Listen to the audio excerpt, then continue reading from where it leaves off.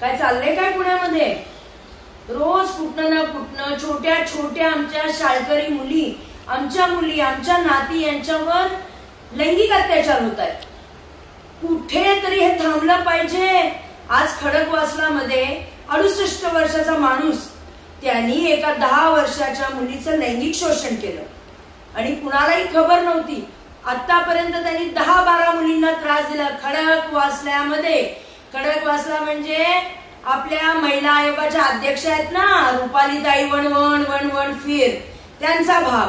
अहो रुपालीताई, तुमच्या भागामध्ये हे होतंय, तुमच्या घरामध्ये विकृती शिरली आहे, तरी तुम्ही बिंदास आहात. तुम्हाला देणं घेणं नाही, तुम्ही आपल्या पक्षाचं पद घेऊन आरामात करत.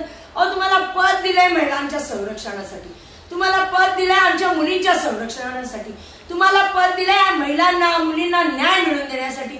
पण तुमच्याच खडकवासल्यामध्ये मानसिक विकृती असलेली ही लोक आहेत. तुम्ही जर आम्हाला खडकवासल्यामध्ये न्याय नाही देऊ शकत तर पूर्ण महाराष्ट्रामध्ये काय न्याय देऊ शकतात?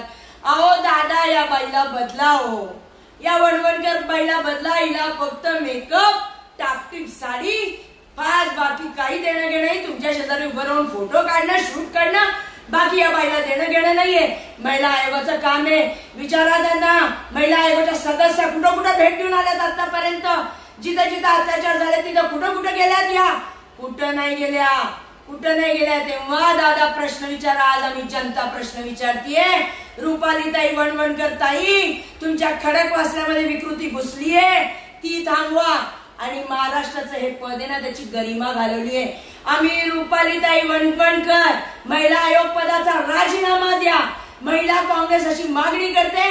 रुपाली वणवणकर ताई, राजीनामा द्या, राजीनामा द्या, राजीनामा द्या. अन्यथा आम्ही सर्व महिला खडकवासल्याला तुमच्या घरी, तुमच्या घरासमोर येऊन आंदोलन करू. जय हिंद, जय महाराष्ट्र. नवनवीन बातम्या बघण्यासाठी आमच्या चॅनलला सबस्क्राईब करायला विसरू नका.